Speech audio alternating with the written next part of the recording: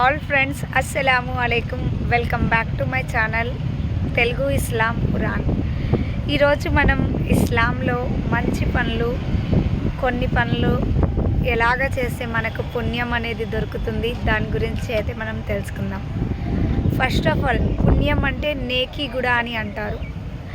First of all, ఎవరితో అయినా మనం మాట్లాడే ముందు, కలిసే ముందు అస్సలాము అలైకుం అని అయితే చెప్పాలి.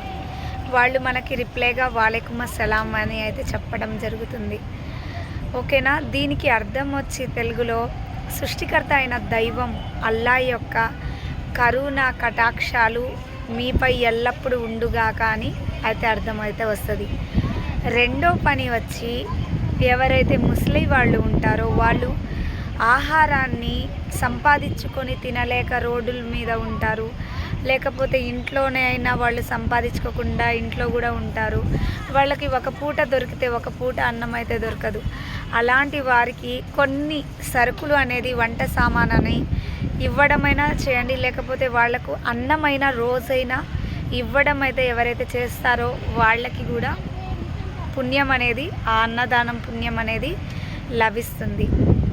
నెక్స్ట్ వచ్చి, ఎవరైతే రోగంలో ఉంటారో ఆసుపత్రిలో అయినా సరే ఇంట్లో అయినా సరే వారిని వెళ్ళి అడిగి వాళ్లకు కావాల్సిన డబ్బులైనా సరే మీ దగ్గర ఎంత ఉంటే అంత సహాయం ఎవరైతే చేస్తారో దానికి కూడా దైవం అంటున్నాడు సృష్టికర్త అయిన అల్లా, దానికి కూడా మీకోసం అనేది పుణ్యాలు అనేది రాసి పెడతాడు.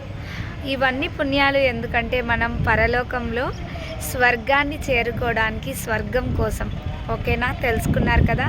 లైక్, షేర్, కామెంట్, సబ్స్క్రైబ్ చేసుకోండి. అందరికీ అస్సలాము అలైకుం.